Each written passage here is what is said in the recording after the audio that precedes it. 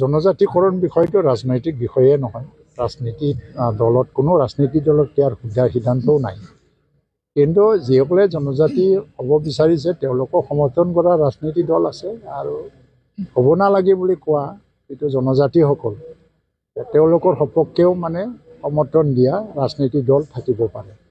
আমাৰ জনজাতি সংগঠনবোৰে বহুত উদ্ধাৰ লিবাৰেলি বহুত কথা কৈ দিছে যে যদি কৰিবই লাগিব যদি ভাবে ভাৰত চৰকাৰ অসম চৰকাৰে 6টা জনগোষ্ঠী এতিয়া বৰ্তমানৰ জনজাতিসকলে পাই থকা সুবিধাখিনি ইয়াৰ পৰা শ্বেয়াৰ দিব নোৱাৰে। বেলেগে আপোনালোকে কোটা সৃষ্টি কৰক, বেলেগ কেটেগৰী সৃষ্টি কৰক। ইয়াতকৈ ইমান উদাৰ এটা চিন্তা ক'ত হ'ব পাৰে?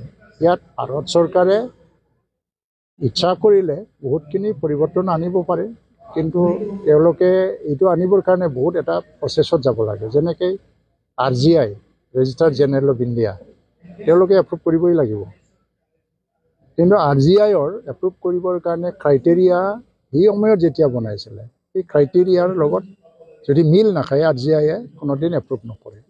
তেতিয়া সংশোধনৰ প্ৰয়োজন হয়। সংশোধন আনিবৰ কাৰণে সেইটো পাৰ্লামেণ্টাৰী প্ৰচেছ বহুত দীঘলীয়া। আৰু মই কৈ আছোঁ শ্বেডিউল ট্ৰাইব যিটো ST কমিশ্যন তেওঁলোকেও এপ্ৰুভ কৰিব লাগিব। সেই দুটা অনুষ্ঠানে এপ্ৰুভ নকৰা পৰ্যন্ত পলিটিকেলিও আপুনি ডিচিশ্যন ল'ব নোৱাৰে। কিন্তু এক্সিষ্টিং ক্ৰাইটেৰিয়া যিটো আছে সেইটো যদি সংশোধন নহয় এই দুটা অনুষ্ঠানেও এপ্ৰুভ কৰিবই নোৱাৰে। যিটো প্ৰতিবাদ এইটো প্ৰভাৱ পেলাব নেকি 2026 বিধানসভা নিৰ্বাচনত? সেইটো নিজৰ এৰিয়াত আপাৰ আছাম বা বঙাইগাঁও বা এই কেন্দ্ৰিক কিছুমান এৰিয়াত প্ৰভাৱ পেলাবও পাৰে, কিন্তু এইটোতো নতুন পৰিস্থিতি নহয়।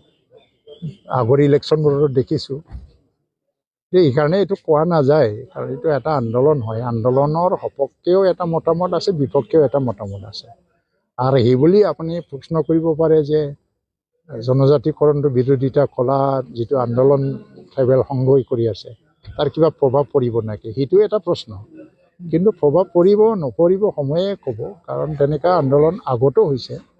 কিন্তু মই ভাবোঁ যে আমাৰ অসমৰ সামাজিক জীৱনত এই আন্দোলনবিলাকক লৈ পেলাই সামাজিক এটা সংঘাত বা সংঘৰ্ষ তাৰ যাতে পৰিৱেশটো সৃষ্টি নহয় তাৰ কাৰণে মই আহ্বান জনাওঁ।